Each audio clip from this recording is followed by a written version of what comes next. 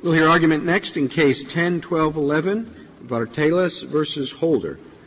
Mr. Bibas.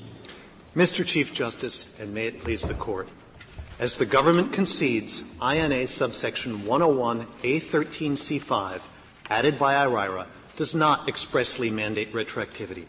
Under Landgraf, applying that new provision would attach new legal consequences to pre-IRIRA offenses, penalizing both those who travel and those who don't.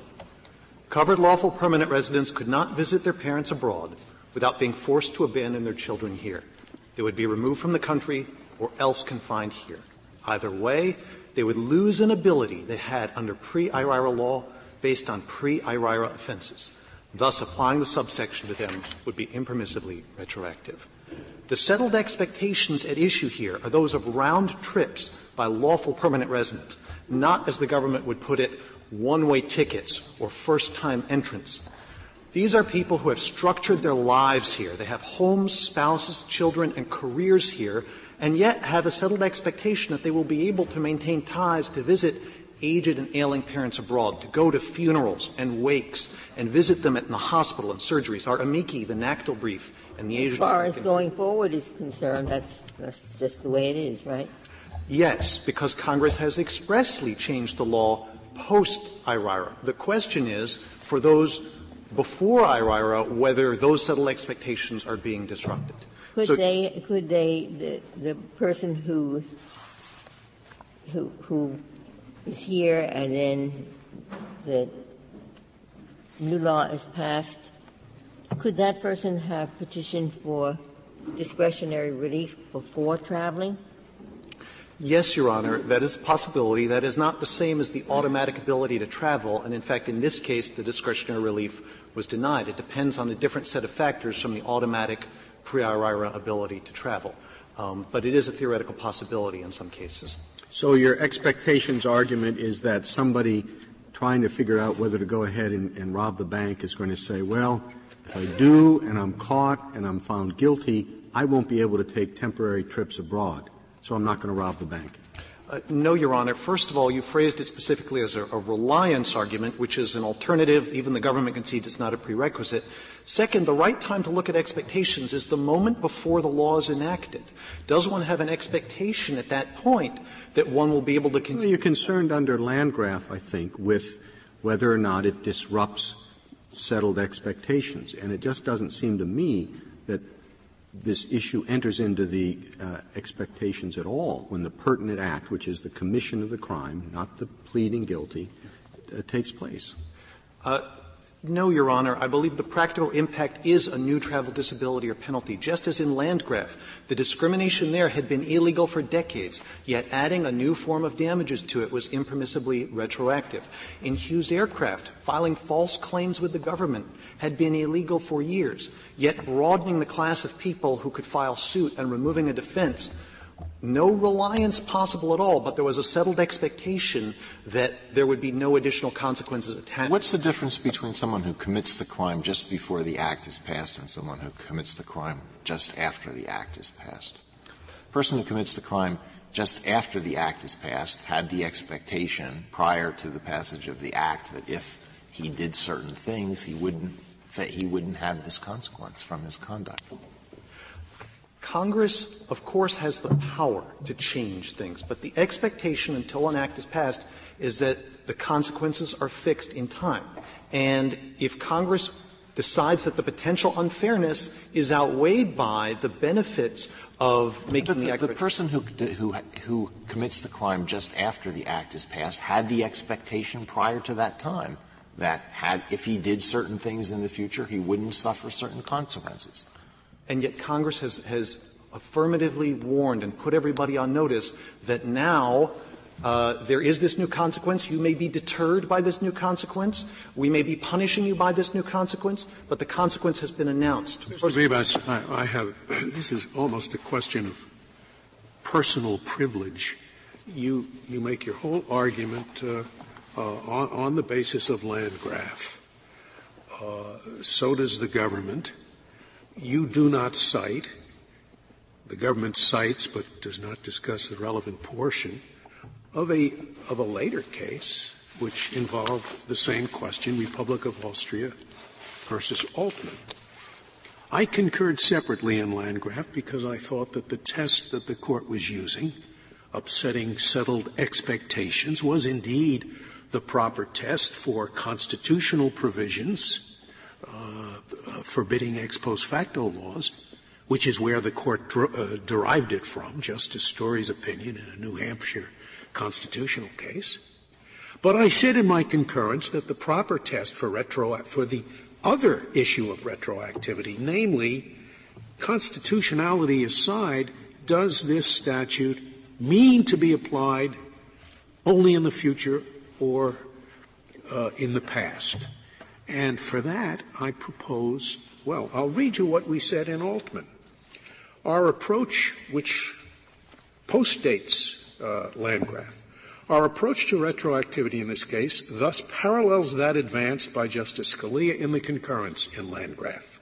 Quote, and it's quoting the concurrence, "The critical issue is not whether the rule affects vested rights or governs substance or procedure, but rather what is the relevant activity that the rule regulates. Absent clear statement otherwise, only such relevant activity which occurs after the effective date of the statute is covered. Most statutes are meant to regulate primary conduct and hence will not be applied in trials involving conduct that occurred before their effective date. But other statutes have a different purpose and therefore a different relevant retroactivity event. And that is what we have here. The event that is sought to be regulated is entry into the United States. And it is clear that this statute applies only to prospective entry into the United States. It doesn't apply to past entry so that those people who came in violation of this statute can be deported. Now, why shouldn't we apply that rule in this case as we did in the Republic of Austria case? No, Your Honor. First of all, a reply brief discussed Altman, and the majority of the Court has viewed that as limited to the foreign sovereign immunities context. But taking your test— Why would it be limited just to the foreign sovereign immunities context? That's the majority's approach. But taking your test on its own terms, what you're pointing out is there is a future— Why do you say that's the majority's approach?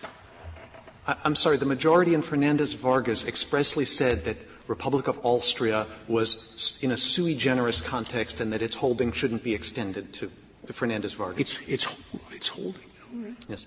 But to look at your test, you are pointing out that there is a future event, which the government, practically its entire theory turns on that. But even if there is a future event, there is a past event being regulated here. And the activity at issue under your test would be the pre-IRIRA offense, not just the innocent post-IRIRA travel. What we have is future lawful travel, concededly lawful, nothing nefarious needs to be shown of it. Well, Mr. Bevis, how is it different then from a felon in possession statute, where you look at the past offense and then you say, well, this man, because of that past offense, can't buy a gun in the future? How is it different at all? Your Honor, there are 5 pertinent distinctions. Permit me to unpack. The first and most important is that the Landgraf test should have a broader scope than the ex post facto context in these criminal cases, because Congress can override it expressly. Since the ex post facto clauses disable both State and Federal legislatures from acting at all, the deprivation of power must be narrow and careful so State and Federal legislatures can continue to regulate felon in possession or racketeering or the other crimes the government advances. But Landgraf just tells Congress how to legislate. It's a background rule. So it's legitimate to have a presumption against retroactivity sweep more broadly, as Congress is free to override it and, as I will explain, does override it regularly. Secondly, felon in possession is inherently dangerous conduct. This is a protective law. It's not just a punitive or deterrent law. The third and related point is that felon in possession laws are tailored. There's a nexus to a danger, a threat to people suffering firearm violence, narrowly tailored. Fourth, but why isn't the government, Congress, making the exact same judgment here? If the activity to be regulated is entry, and Congress is making a judgment that we do not want dangerous people to enter, and we're using the conviction, the prior conviction, as a marker for who is dangerous. And that's exactly what Congress has done in the felon in possession statute. Your Honor, I believe the two are quite different. Felon possession is limited to firearms in the hands of proven dangerous people. Here we have a law that says you can stay in the country indefinitely. We're going to discourage you from going abroad and leaving the country because we'll make it harder for you to come back. That's not tailored at all to protecting the people inside the United States. I'd also point out that the felon in possession statute, as this Court noted in Heller, is part of a long tradition of forbidding such activity as a crime. So it's hard to say there are settled expectations being upset by felon in possession laws. And the final one is Congress can do that simply by being explicit. And it has done so repeatedly. In laws such as IRIRA, elsewhere in IRIRA, Section 321B says the aggravated felony definition applies to convictions entered before, on, or after the statute's effective date. It knew how to do it. It did it more than a dozen other times in IRIRA, as this Court noted in Sincere. It didn't spell it out here. The point of this — the career criminal enhancements instead of the felon in possession. And assuming your arguments, what limits can Congress put on anyone with respect to future conduct if it's going to be a burden?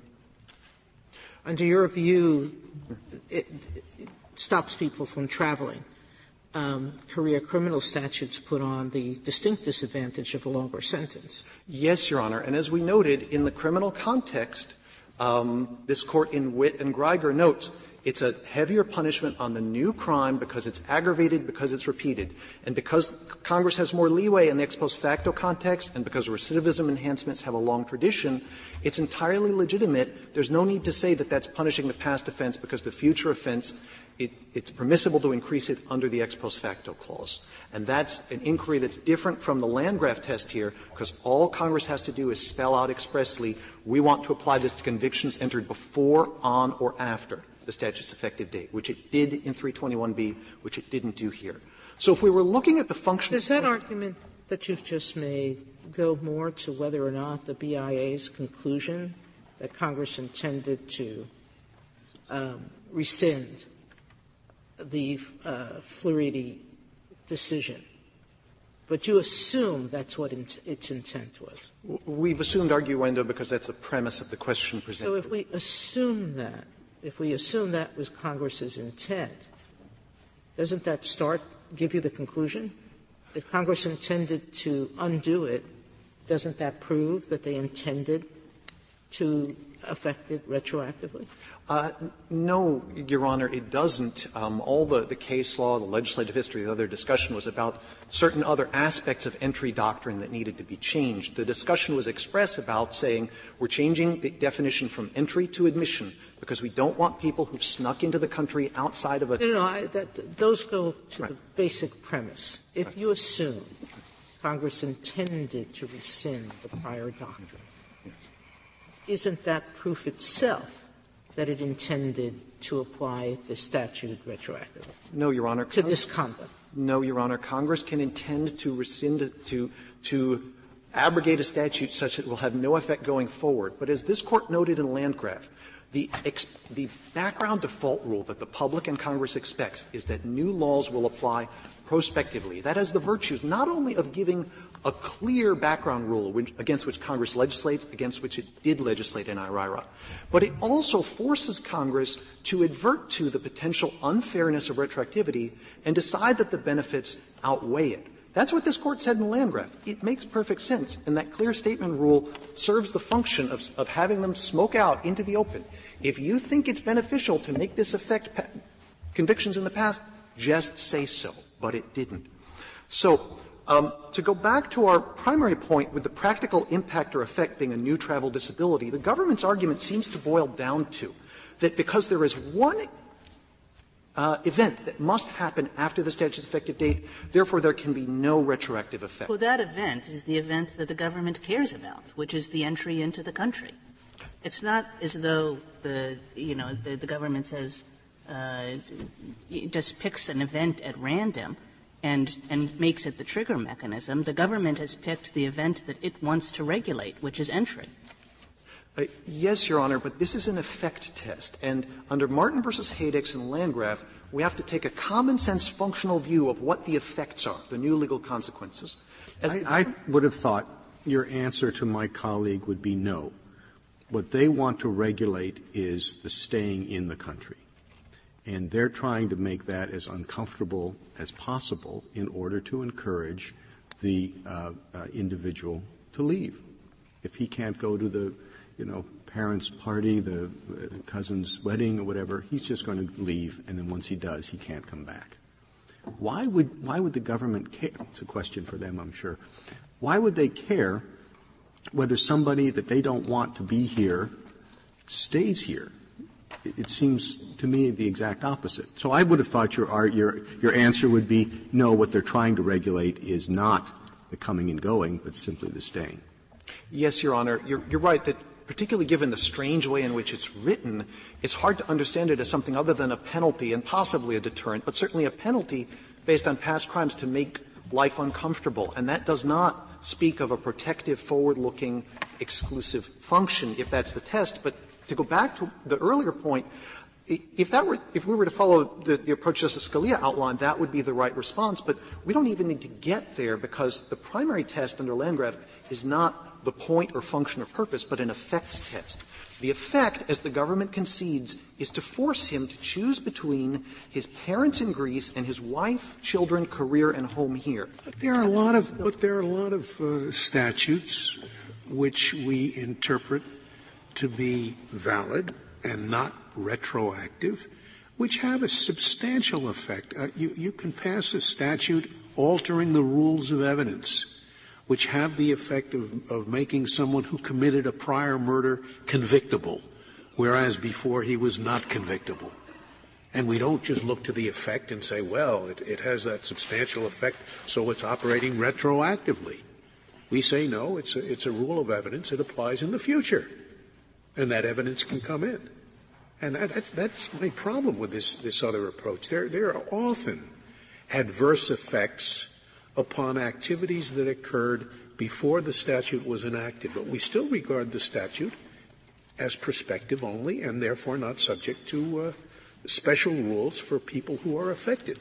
Well, setting aside the difference between the ex post facto context and the civil context, and there is the procedural distinction, which I know Your Honor didn't sign on to, it's also relevant that here it is directly, expressly tied to a past conduct. It's precondition. It's not even a piece of evidence or something one can draw an inference from. It is a precondition for ineligibility under 101A13C5.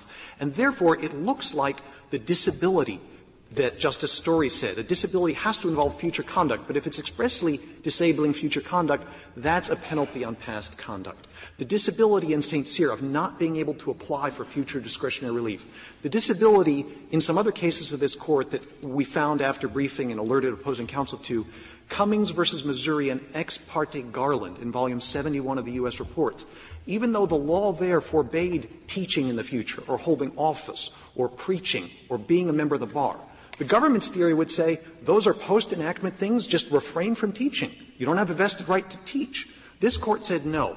We recognize those are expressly targeted to punish the past membership in the Confederacy that triggers that disability. And so the government's approach would render the Justice Story's disability category a nullity. Does it matter, from the examples that you just gave, that admission to the United States is purely a matter of legislative grace, while we might conclude that teaching, being a member of the bar, whatever, is not? I don't believe that that is important. That only matters to the vested rights argument. And this Court in Cummings said expressly it was dealing with a privilege. So, moreover — Well, I'm sorry, and which privilege was that? The privilege of teaching or the privilege of holding office. So you can't rest on a right privilege. Suppose that might have been regarded as such then, but not under current law. Okay. Well, another answer in Sincere. The government made the same argument, and this Court said, well, sure, Congress has the plenary power to change the rules any time it wants. Just do it expressly. The question is not whether Congress can, but whether it has, in fact, changed the rules expressly to make that express trade-off that the potential unfairness of retroactivity is worth it. Now, the final point here, I believe there was some reference earlier to reliance and the offense. And as the government concedes, reliance is not a prerequisite. This Court can rule for Petitioner and not even bother with reliance, but the presence of reliance here is an extra factor that shows the retroactivity to be obvious and severe. So the Court of Appeals' whole premise that reliance is necessary goes away. The government concedes the Court of Appeals implicitly was wrong on that. As a practical matter, our point is that defendants rely on the known consequences of offenses when they decide to plead guilty, as this Court recognized in Well, when they decide to plead guilty. The Yes, operative issue here is when they commit the crime. We don't claim that there's a reliance interest in committing the crime, but in the decision to plead guilty as a practical matter, the defendants weigh a number of consequences, and one of those is whether they might have a 4-month discount off their sentencing guidelines, which was the inducement here, and another one is, will they ever be able to see their parents again? Your position is that only those who have entered a guilty plea are entitled to the presumption against non-retroactivity, but not those who've been found guilty? Your Honor, our primary position is that because reliance isn't necessary, all of them benefit from it because they all have settled expectations. How do you explain St. Cyr if reliance isn't necessary? St. Cyr is all about reliance. Yes, and at the end of this Court's opinion, the Court said that the presence of this reliance made the retroactive effect especially obvious and sincere, especially obvious and severe in St. Cyr. That did not purport to overrule holdings in Landgraf and Hughes Aircraft where there had been no legally cognizable reliance. So St. Cyr is an easy case because of the guilty plea, because of the reliance. But Landgraf and Hughes Aircraft didn't involve any reliance, and there was still retroactivity because the settled expectations were disrupted, because there were new consequences attached to pre-enactment conduct. So regardless of whether there is reliance, there are settled expectations that are upset by a law whose function or point is to punish and deter misconduct based on past wrongs. My client We're trying to figure out what Congress intended, right? We're not talking about constitutionality. We're talking about a rule that it's presumed that statutes are only prospective, all right? And your argument is the reasonable expectation of Congress when they passed this was that it would only apply to people who, committed the crime or were convicted after the statute passed, just as a matter of statutory interpretation. Yes, Your Honor. That is the background default rule against which Congress legislates. And in laws such as IRIRA and SORNA and elsewhere, Congress spells out when it wants to apply to pre-enactment offenses, to pre-enactment conduct. That's a defeasible civil retroactivity rule that can reach more broadly than the ex post facto jurisdiction. Well, do you have any case in which a court has deemed a statute retroactive even though it wasn't triggered until the party took some further action? Is there any case out there, either from this Court or from another court, where we've said, it's retroactive even though it depends upon a future event? Yes, Your Honor. St. Cyr depended on applying for discretionary relief in the future. He didn't have to. Cummings depended on trying to teach or preach or hold office. Ex parte Garland depended on trying to practice law in the future. Those are all disabilities taking away a future ability based on a past wrong. That's what the disability category has to mean if it's to remain meaningful. And the government's approach would gut Justice Story's fourth category. If there are no further questions, I'd like to reserve the balance of my time. Thank you, counsel.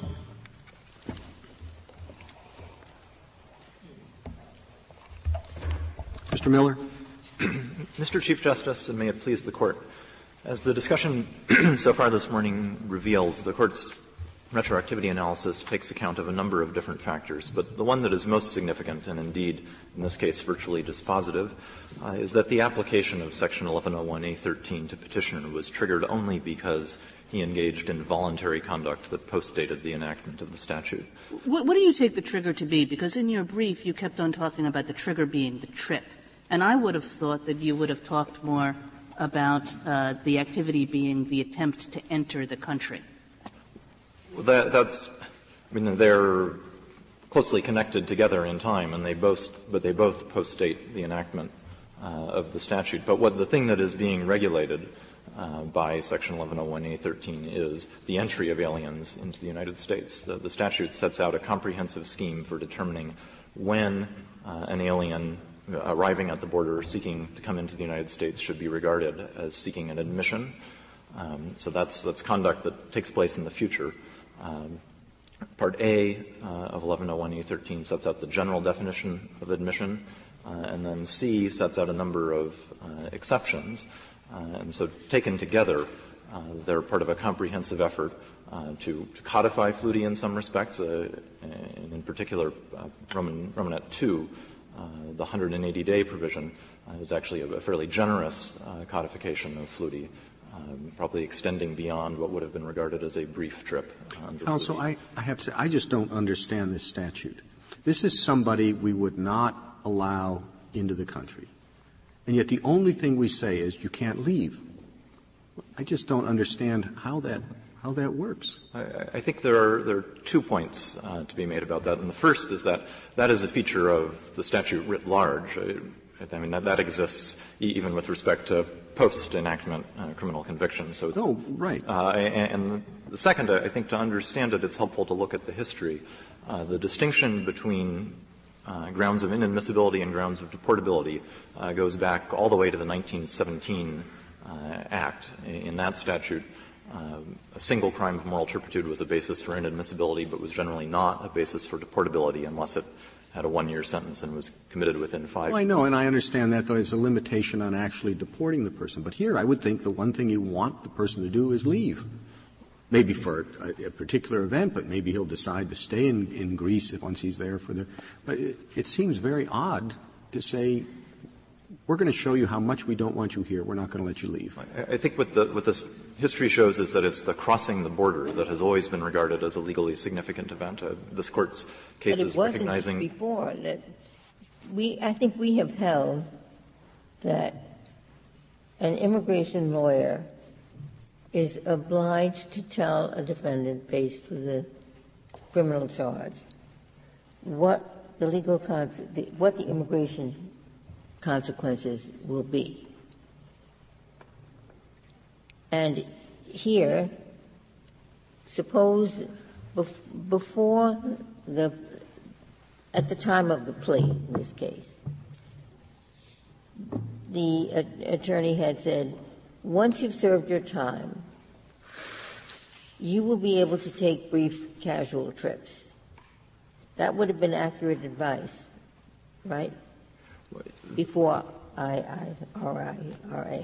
Well, I think the most important point about the consequence of the plea is that as an immediate result of the plea under pre-IRA law, so at the time he pleaded guilty in 1994, he made himself inadmissible.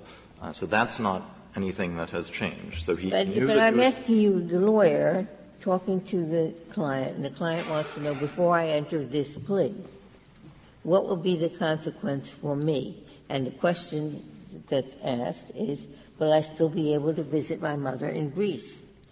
What should the lawyer at that time have answered? I think the lawyer should have said, by pleading guilty, you are making yourself inadmissible to the United States. Well, Rosenberg would have been the law, Flutie, and the answer to the question would have been, yeah, you can make trips abroad, wouldn't it? That's right, and I think you might also have said that under current law, you will not be regarded as seeking an admission if you take a brief, casual, and innocent trip. But the change in the law. Right. Well, that's what's going to be important to the person, right? It's not inadmissible on all the legal terms. Am I going to be able to make short trips to visit my mother? Yes, you are going to be able to make short trips to visit your mother. And then you wake up the next morning and Congress has passed a statute, and now you're not able to take short trips to visit your mother. So something very real has happened to the life of this person. Well, that's right. I mean, and there's no question but that there is a serious consequence as a result of the change in the law. But the Court has made clear in Landgraf and in a number of other cases that even uncontroversially prospective statutes can impose a burden. That's true, but in St. Cyr, as I read it on pages 322 and 23, the Court focused directly not on the crime point of time, but the time of the guilty plea. And what the Court says there is that a person who is thinking of pleading guilty might well have taken into account the fact that he could ask the Attorney General later, when he's about to be deported, to exercise discretion in his favor. So that's as I read those pages. You can say why I'm not reading them correctly, but that's how I read them.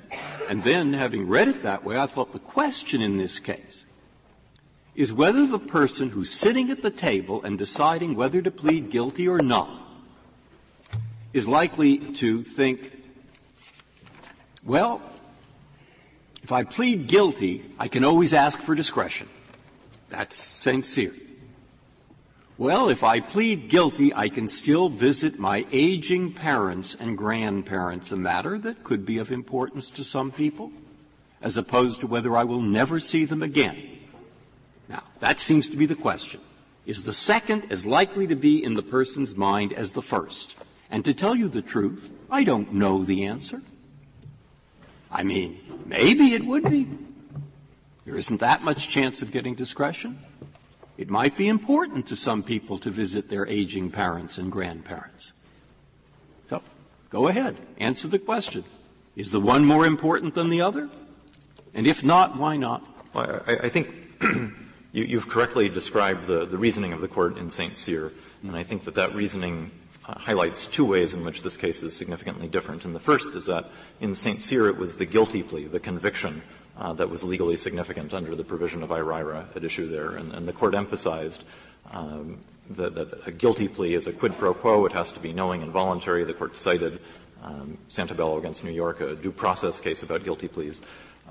And so one difference in this case is that the legally significant event here. No, but I'm really asking you, isn't my question the key question? Now, you can answer that no. But I mean, I suppose you could prove that the only thing that mattered to LPRs who plead guilty, the only thing that mattered was visiting their parents and grandparents. A matter I doubt. But you can say even on that situation it would make no difference. Or you could say, I think the one's as important as the other. Or you could say they're not. I just want to get your full answer, your whole answer to my question. I mean, the conclusion to the first part of the answer is that it wouldn't make a difference because what matters here is not the guilty plea. What triggers the application of 1101 A13C is the underlying criminal conduct. You're quite right, Mr. Miller, as a formal matter that that's true, that that's the words of the statute. But how many times has the Department of Homeland Security tried to declare a person inadmissible on the basis of the commission of a crime without putting into evidence either a conviction or a guilty plea?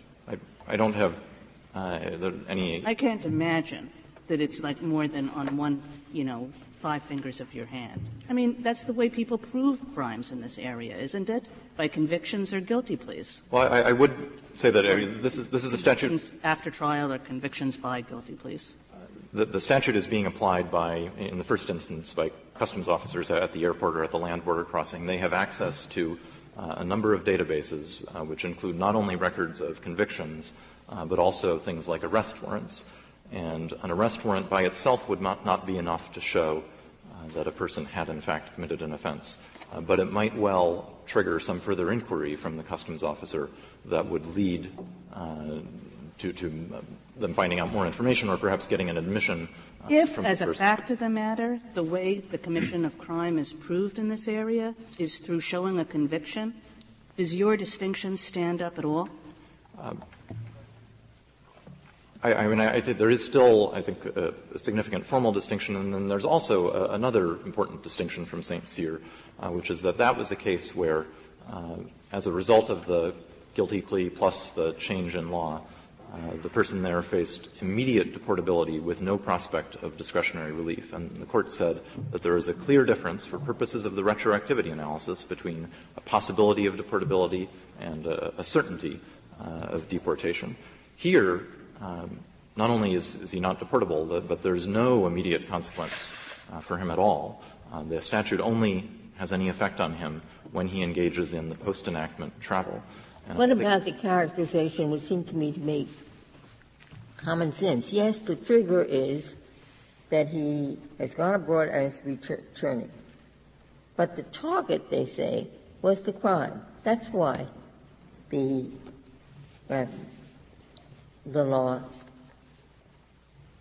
The law really doesn't care about the travel back and forth. What it cares about is that this person was convicted of a crime. I don't think that's correct, Your Honor, and I think that highlights one of the distinctions between this case and Cummings against Missouri and Ex parte Garland. In those cases, you had statutes that were nominally prospective in application, but the Court actually said that we think that what's really happening here is the statutes are imposing punishment for the completed acts. And to the extent there was any doubt in those cases themselves, this Court discussed them both in Harcides against Shaughnessy and said that it viewed them as cases about punishment. This is not a statute. Isn't that the case here? Meaning it goes back to the Chief Justice's question, which is what they're trying to do is punish those individuals, those LPRs, who have committed this kind of crime by not letting them travel or come back in. That's really what their argument is, you are imposing a punishment, a disability for having committed the crime. You're not imposing a disability merely for the act of traveling. Well, I think when you look at the statute as a whole, you see that it's a comprehensive regulation of crossing the border, which has always been regarded as a legally significant event. There are 6 subparts to 1101A13C. 5 of them have nothing to do with past conduct. They're about the nature of the trip and what the alien is doing as he's coming in. And then you have this one, which is of a piece with the long history of drawing a distinction between inadmissibility and deportability, and I think it recognizes what is the policy underlying the rule that doesn't allow somebody who has a lawful status here to go to his grandmother's funeral and come back? It's going to take 4 days. He goes, he comes back. What policy supports prohibiting that travel? I think it reflects a judgment, on the part of Congress over many, many years that it is one thing to say to an alien, all right, we're not going to go and try and find you and take you and kick you out of the country. It is quite another to say, you may freely cross our borders even after having left. You may come back and we're without any inquiry. Okay, there are two different things, but I don't know that you've articulated what the policy is to prohibit somebody from doing that. Other than referring you to the history and to the idea that's been reflected, this Court has recognized that control over the border is a core sovereign prerogative that lies at the heart of Congress's immigration power, and I think. Well, I suppose you could say that there's a likelihood of quite inequitable enforcement if indeed you adopt a position we're going to pick up all of these people and send them away. That's not going to happen. It'll be hit and miss. And on the other hand, you can enforce it rigorously and equitably upon everyone if you only forbid reentry to those people who want to come back in and who have to, give their names to immigration, and you can check on this status. That seems to me a sensible reason. That's right. And why do you look? As I read the statute, it isn't even clear whether it overrules Rosenberg versus Flutie. I mean, they talk about admission, but admission, after all, could have an exception for the 4-day trip. That's what the Court said effectively in Rosenberg versus Flutie. So Congress certainly wasn't clear on what policy they're following. I would have thought that. You can disagree with that, but because the part that's still gnawing at me, 95% of the people plead guilty. Everybody pleads guilty. All about. And now the consequence that this ex post enacts is he can't take the 4-day trip. And you keep saying, well, a 4-day trip requires action on a person's part. Right. Of course it does. So why does that matter? I mean, the fact is he can't take the 4-day trip. A 4-day trip requires action. You have to buy a ticket. You have to get on a plane. So? Well, I think if I could just first address the question of whether the statute in fact abrogates Flutie. And just to be clear on that, the question presented assumes that it does. Petitioner isn't challenging that, and the board in the Collado-Munoz decision has explained why the statute in fact does have that effect. And I think that the significance of this post-enactment conduct, the significance of the trip, is illustrated by this Court's decision in Fernandez-Vargas, which made clear that when you have when the application of the statute is within the control of the person to whom it's being applied, because he has to do something after it comes into effect. There it was choosing to remain in the United States and becoming subject to the reinstatement of a prior order of removal. Here it's taking the travel. But that goes a long way towards establishing that it doesn't have a retroactive effect, that it's regulating future conduct. The Fernandez case, the illegal act was remaining, and so that was within your control. But you can't undo an illegal act that you've done to be able to travel. The act is now part of your background. And so there's nothing in your control to change that act once the statute has passed. And so you're carrying that around as a disability. In Fernandez-Vargas, the conduct that subjected the alien to the application of this procedural, this disadvantageous removal procedure was remaining in the United States. And it's true that that conduct was unlawful. But for purposes of the retroactivity analysis, the Court didn't focus on whether it was lawful or unlawful. What matters is that it was conduct that was in the future, that was after the statute was enacted. And so here, although the trip is not unlawful in that sense, it is future conduct. And here, as in Fernandez-Vargas, there is ample warning, which was another point that the Court emphasized in that case, ample warning that the statute would be applied to people who engaged in that conduct. I do want to address your It can't be right that it's any future conduct. If there's a trigger mechanism that is entirely random, it's you can be deported if you've committed a crime of moral turpitude in the past, but not until you go to the movies on a Saturday. Surely that would not change the analysis.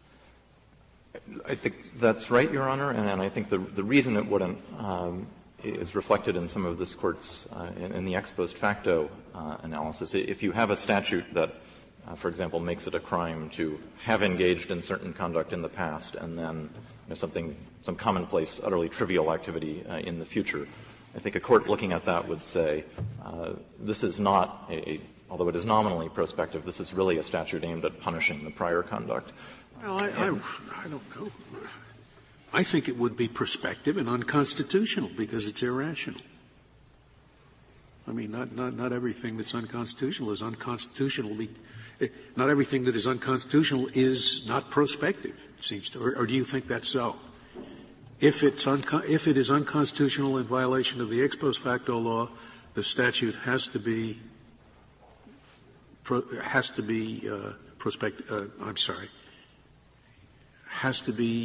assumed not to cover that prior conduct.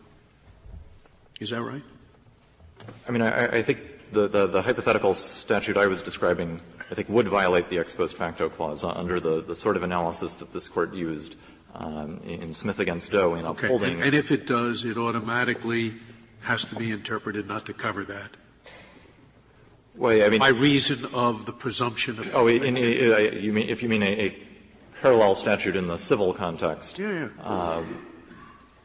I think that's the best reading of Landgraf, and I think under the analysis suggested in your concurring opinion in Landgraf, I think one would look at that statute and say this is really a statute that's aimed at regulating the past conduct, and that has a retroactive effect. So, I mean, to finish that thought, I think I would just say that there is a narrow category of cases where you have what is in form a prospective regulation that's really aimed at burdening or punishing a past act. But this is not that. And how do we separate those two? How do we decide that this is not that and that it's instead something else, that it's a regulation of future conduct? In the criminal context, the Court has used the analysis of Kennedy against Mendoza-Martinez to figure out whether a statute is imposing additional punishment for past conduct, and that looks at a number of factors. And the most important factor under that test, the Court has said, is whether the statute appears to be related to a legitimate prospective regulatory purpose. And so that's why, for example, statutes like 922G, the felon in possession statute, which was, I would point out, amended just back in 1996 to add misdemeanor crimes of domestic violence, which had not previously been something that would subject one to a firearms disability. That was added. Every court of appeals that has considered the question has held that it doesn't violate the ex post facto clause, and I think implicitly has held that it does in fact reach that conduct. Even if you had pleaded guilty to spousal abuse? I'm not aware of any cases specifically addressing that question, but yes, because there you have a statute that is regulating future conduct. It only applies to somebody who engages in the future conduct. The sex offender registration laws are another example that this Court has upheld. That kind of law obviously imposes a very significant burden on people on the basis of prior conduct, but the fact that there is some burden by itself does not mean that the statute is retroactive, nor does it mean that it's appropriately viewed as imposing a disability. I mean, I think that the Court in Landgraf quoted Justice Story's formulation of a disability as referring to statutes that impose a disability in respect to transactions that are already passed. So it is not enough that there used to be something that you could do, and now in the future you're not going to be able to do that. That's not a disability in the relevant sense. And if it were, I think the Court would have a very difficult line-drawing problem to figure out why it is that statutes like 922G are okay, or sex offender registration laws, or any number of. That's why I think the Chief Justice's question and the ambiguity of the statute are relevant. Like with SORNA, you would apply it backwards, because that's a pretty clear intent. I don't know about, like 3 times and you're out statutes, et cetera.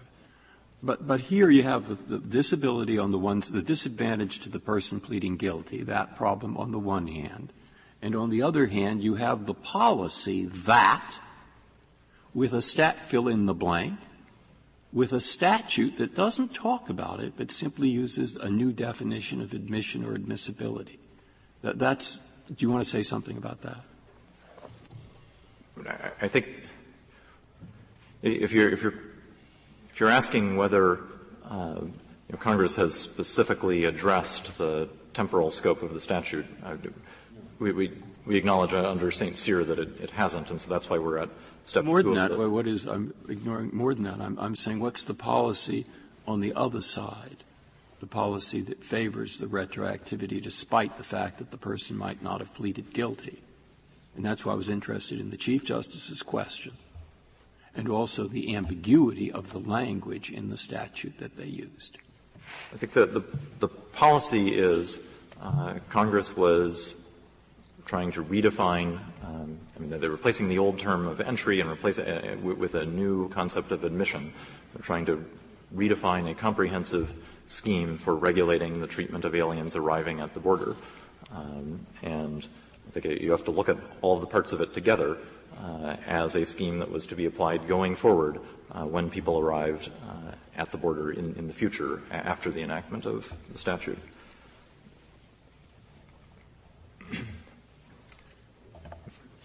There are no further questions. Could you go over again for me your distinction of St. Cyr? I think it's twofold, Your Honor. The first is that in St. Cyr, the legally significant event was the conviction. It was the guilty plea. Here, the guilty plea is significant because it makes petitioner inadmissible, but that was true under current law. You don't argue that the significance of what the individual is giving up makes a difference? That's our second point, is that St. Cyr said, there's a big difference between immediate deportability and the potential. Is there a difference in terms of what they face if they don't plead guilty? I've always had difficulty with St. Cyr and the notion that, say, someone is facing, 10 years and they plead guilty to 2 years. That the reason they did that is to, avoid one of these immigration provisions. It seems to me that it is to avoid 8 years. And I just wonder if the relative significance of what is at issue under the immigration law is something that we can take into account, or if St. Cyr prohibits that. No, I think it is certainly appropriate to take into account that however significant the application of polluti might be to aliens, it's on a different order of significance. Well, Mr. Miller, the Solicitor General actually represented to us in the Judelang argument used that as an example, the Flutie case, as something that people doing pleas did think about and did rely upon. Well, I think we don't question that that's something that people might have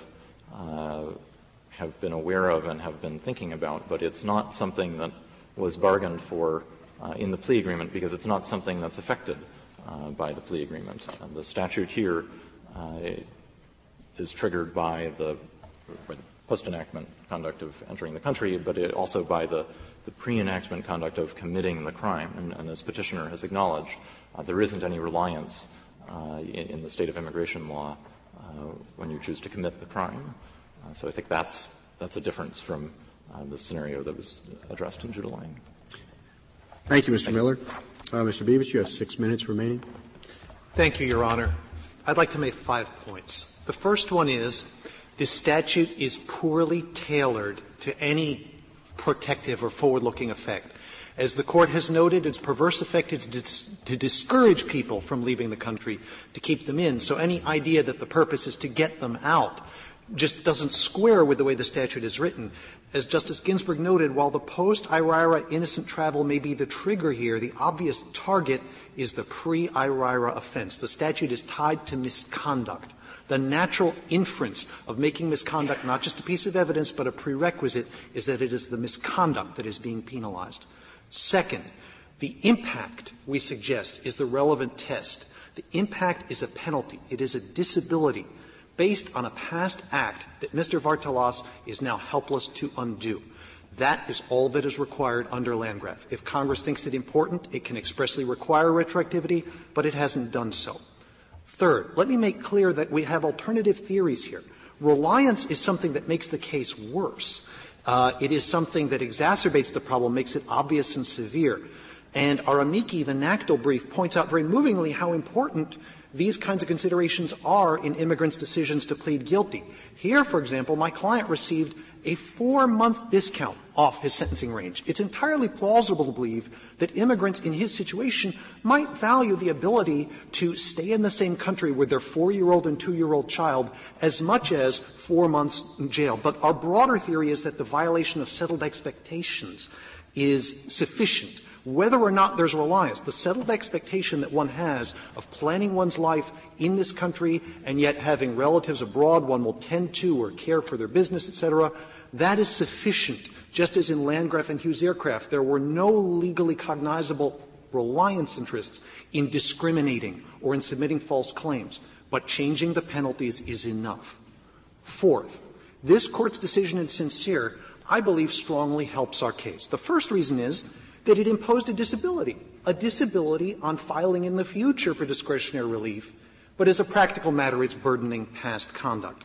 Secondly, St. Cyr didn't purport to change the holdings in Landgraf and Hughes Aircraft, that those are other ways of showing impermissible retroactivity.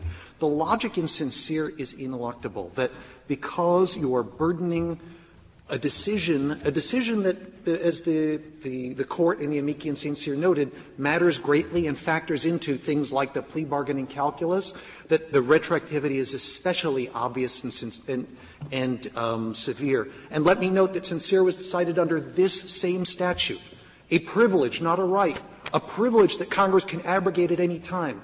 That did not influence this Court's holding at all. The right-privilege distinction is dead in this area of law. If there is a privilege under IRIRA to apply for discretionary relief, there is a privilege to not be subject to the disability on one's traveling and returning. Finally, let me talk about the criminal-civil line. I believe my brother here introduced Smith v. Doe and mentioned some of the sex offender cases. I've explained why the criminal cases in ex post facto are different, but let me go into some more detail. As the Court is well familiar with Smith v. Doe, that was a civil case that Doe attempted to turn into a criminal case under the very demanding standard in Kennedy v. Mendoza-Martinez. But that's a very uphill fight. As the Court's opinion recognized, the Court must be very deferential before turning something facially civil into criminal, because then it's categorically forbidden and it comes with the criminal procedure protections in the Bill of Rights. That's not what we're doing now. We're not trying to say this law is forbidden. Smith v. Doe involved a law where the Court's opinion said on its face, the legislature made it retroactive. It says it's retroactive. The Federal law SORNA is expressly retroactive in Section 113D. IRIRA is expressly retroactive. That's a different inquiry, where you're asking, does the ex post facto clause forbid something that's expressly retroactive? Does Mendoza-Martinez turn it into a criminal case? Versus here, where it's not retroactive, all Congress has to do is spell it out. If this Court adheres to its previous jurisprudence, the guidance to the drafters across the street is clear. Just draft the statutes the way you've always been doing it, say before, on, or after effective date. But do you think we have the authority to tell Congress how to draft its laws? I thought what we were doing was trying to infer what they intended. Yes, Your Honor. We send them a drafting manual. Now, you can do this, but you can only do it if you follow the steps that we've prescribed. I mean, you've said this over and over. It seems to be completely unfounded. Your Honor, this Court has said that it's important to adhere to its traditional tools of statutory construction because it's a settled background rule against which Congress legislates, which it is aware of. I think Landgraf is clear and settled, and you're over there in Congress and you say, boy, I know how this statute's going to come out under Landgraf. Yes, Your Honor. Better than I am.